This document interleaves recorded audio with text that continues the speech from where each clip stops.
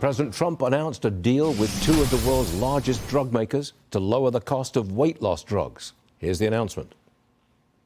Tremendous cuts, 200%, 300%, 500%, 700%, a little bit more than that. So today I'm thrilled to announce that the two world's largest pharmaceutical manufacturers, Eli Lilly and Novo Nordisk, have agreed to offer their most popular GLP-1 weight loss drug. I call it the fat drug, remember? At drastic discounts. Well, look who's here now. For us this morning, Dr. Oz joins us. Doctor, is it possible that other popular drugs will come down in price, like the weight loss drugs? Is there a plan for that? There's a plan for it. It's actually already happening. This was the fourth of these most favored nation drug price announcements. The first was with the leading U.S. manufacturer, Pfizer. They dropped their drugs across the board in many categories. Then we went to AstraZeneca, the leading European company based in England. Then we did the fertility drugs about 2 weeks ago. A big issue for a lot of young couples. 1/3 of Americans want more babies, and it's expensive.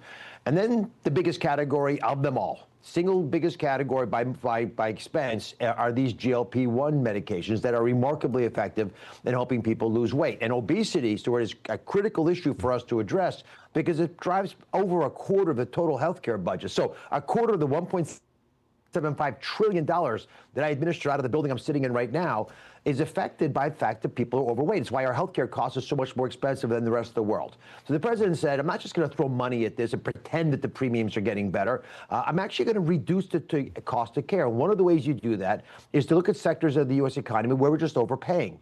And in America, if you buy a pill made in an American factory, put in a bottle, packaged, all the same as a European equivalent. So we ship the product to Europe, they pay 1/3 less than we do. It doesn't make any sense. Yep.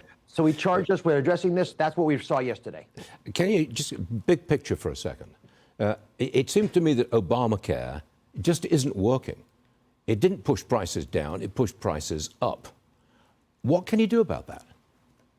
Oh, there's lots of things we can do about it. In fact, we had something in the One Big Beautiful Bill that was stripped out by the Democrats that would have been a cost-sharing reduction that would have, in a much more efficient way. If insurance companies work this way, we should work this way. It's, they know what they're doing, but it was taken out. Instead, what has been done over the last several years during COVID, and it was an emergency, so I understand this desire. The Biden administration threw money at the problem, even though they knew they couldn't keep up with the increasing expense of healthcare. They threw money at it to pretend that it wasn't as big a deal because the premiums were dropped. Again, this is fictitious.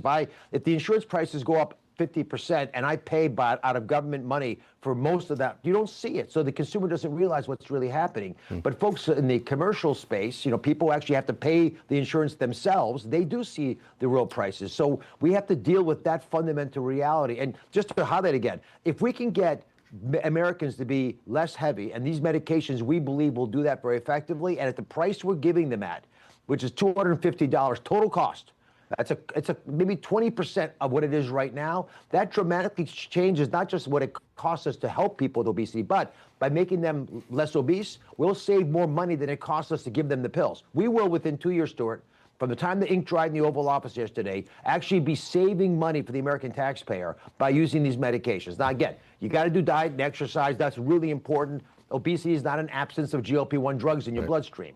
But these medications are remarkably effective at helping us reduce heart attacks, renal failure, dementia, hypertension, diabetes. Sign me up, Doctor. Sign me up. Dr. Mehmet Oz, thank you very much for being with us this morning. We do appreciate it. Always. Thank you very much, sir.